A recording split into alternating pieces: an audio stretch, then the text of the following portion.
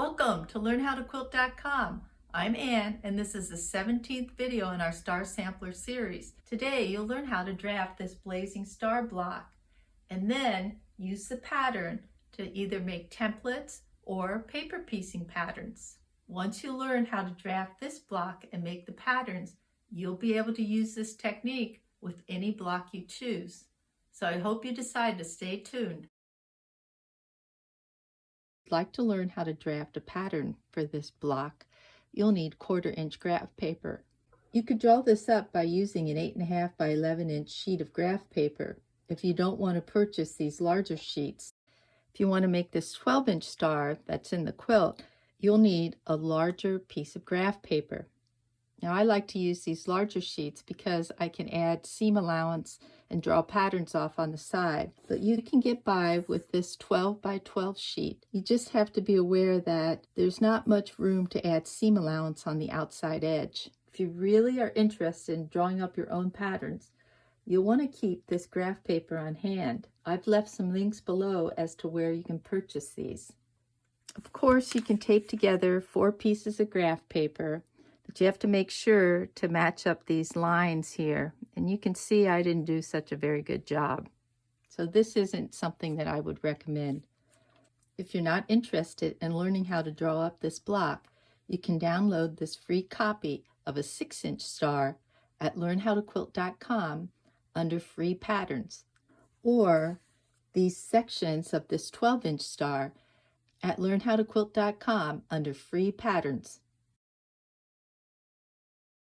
When I need to figure out how to make a pattern for a block like this, I like to look and see where the divisions are in the block. I see that this is divided down the center and through the center here. I also notice that there is a diagonal line that runs through here and another one that runs through there.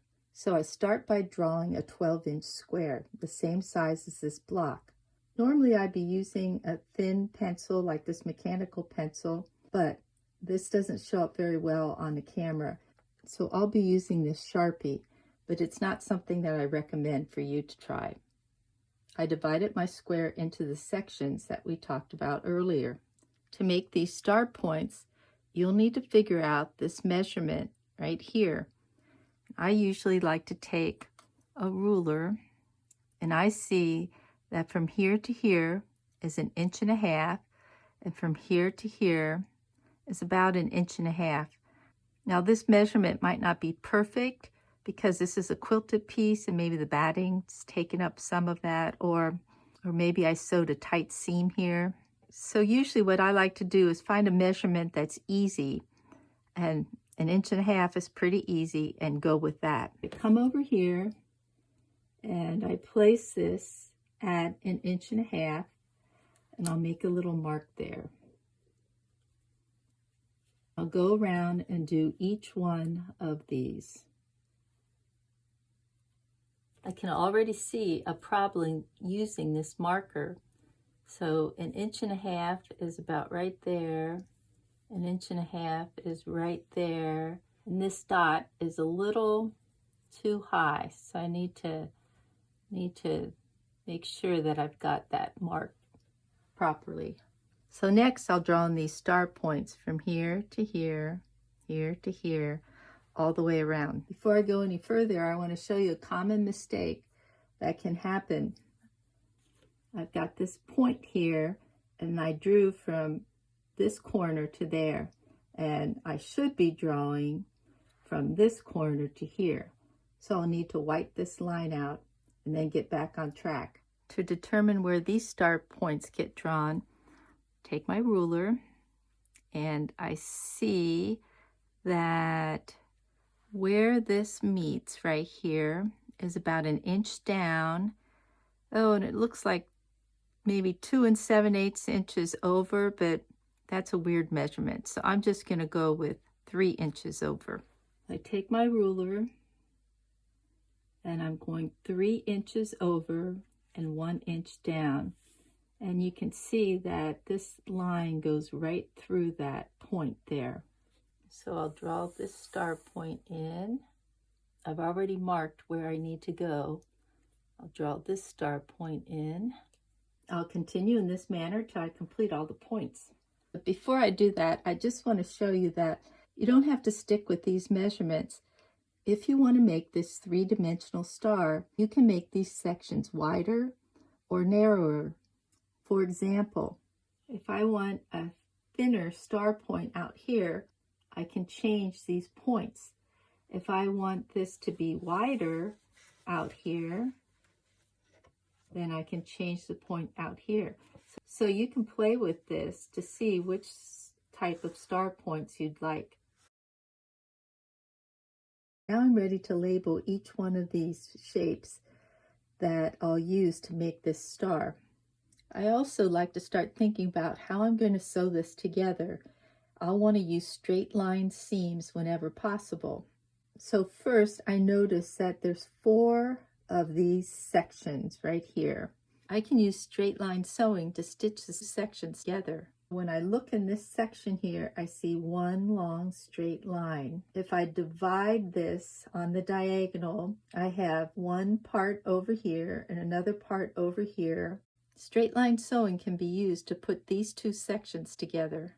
Looks almost the same, but they're mirror images of each other. So let me show you what I'm talking about. If I were to lay this down over the top of that section and then try to use these same pieces in this section, you can see that it's not going to work. But if I turn this over and use the reverse, I'm not sure if you can see, but everything lines up.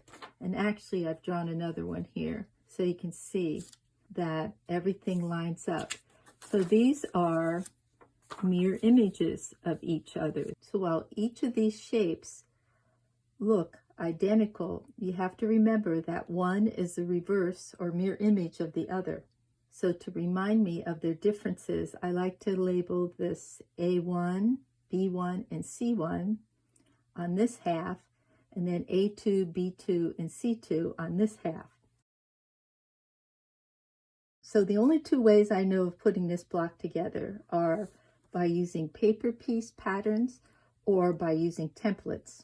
If I want to use templates for this block, and you might be saying, well, what about some fast cutting methods? Well, for these shapes, there are no fast cutting methods. There's no tricks that I know of. If you know of one, please email me. To make a template for A1, I like to draw a 1/4 inch seam allowance all the way around it. And then I like to put 3 dots at these intersections, then place my template plastic over the top, make my 3 dots, then I put in my lines, both the sewing line and the cutting line. I'll take this and cut it out. So to cut out the pieces for this shape, I'll use this template. And notice that it works here, but it doesn't work here unless I flip it over. So you can make another template for A2, or what I usually like to do is I write A1 on this side, and I'll put A2 on this side, so I know which side to use when I'm cutting. Now some folks don't like to mess up their pattern with this seam allowance on it. So what they do is they look at a section and then they draw this on the side here, and they'll use these to add the seam allowances. This is also a good way to check your sewing. When you sew this section together, you want to make sure that each section measures out to the red seam allowance before putting the 4 sections together. Even if you draw off on the side here, sometimes these seam allowances get in the way. So what I like to do is use different colors. So I've used red here, and it might be hard to see, but I've used pencil to go around this B shape. Another thing I like to add to these patterns is the straight of grain lines. It's a good practice to have the straight of grain or cross grain on these outside edges. So I'll use blue for those arrows. And here's my C template, and I'll put that arrow in blue. And let's see, when I flip this over, is that going to be in the same spot? Yes, it will. And then for these A's, I'd like the straight of grain here also, because it's going to make it easier to sew these sections together. So I want the straight of grain here. Oops, I meant to put that there. And I want the straight of grain here. My A1 template, draw a blue line. Doesn't have to be blue, I'm just making another color to make it easier to read, and I'm going to double check, I'm going to double check that that arrow is in the same place when I flip it over, and it is. So now for B, I have the straight of grain here. That means that this is the bias, and this is the bias. So I might like to have the straight of grain line here. So it would be straight of grain against the bias, and that means the straight of grain line would be over here. So let's take that B template, put it right here. I'm going to put this straight of grain line. I'm awful sloppy today, but I hope you can see that's the straight of grain line, and when I flip it over, it's in the same spot. Now this is going to be all biased through here, but I'm just going to remind myself that I have to be real careful when I sew this section together. For a more detailed look at making these templates, visit learnhowtoquilt.com and click on the Beginner Basics tab. Then scroll down to Templates or click on the link below. Not all blocks can be paper pieced. That's why it's a good idea to learn how to make templates, because you can use templates to make any block. Fortunately, this block can be paper pieced if you divide it into 8 triangular sections. Then these sections can be sewn together into this square, and then the squares can be sewn together into this block.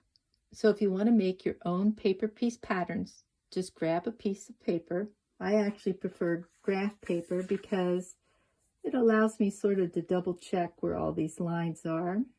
Just put it over your pattern and then trace those lines. Trace the mirror image. Then you add a 1/4 inch seam allowance all around the outside edge. Next, you have to determine which fabric will go on first. So I've got some fabric scraps to play with. So if I put this fabric down first in this position, and then I sew this fabric to that fabric, when I try to add this fabric, I'm going to have a Y seam here. So that's not going to work. If I put this fabric down first, and then this fabric down next, and I sew those together, and now if I add this piece, I can sew one straight line to add that seam. So it looks like these 2 pieces are going to go first, and then this one will be added next. So I want to label that, and it doesn't really make any difference which one's 1 or 2, but I'll go 1, 2, 3. So I'll sew this section first, and then I'll sew this section. So I'm going to start here, 4, 5, and 6. So to make this paper piece star, you'll need to draw up 4 sets of these. If you're not interested in drawing up your own pattern and you've got a printer, I'll have this posted at learnhowtoquilt.com under free patterns, or you can click on the link below. In our next 2 videos, you'll get some tips for sewing this block together. Hope you stay tuned. And thanks to all of you who have been patiently waiting for the continuation of this series while I tend to my mom. She's doing much better and is almost ready to go home after over 3 months of hospitalizations and rehab. Thanks so much for all your prayers and good thoughts.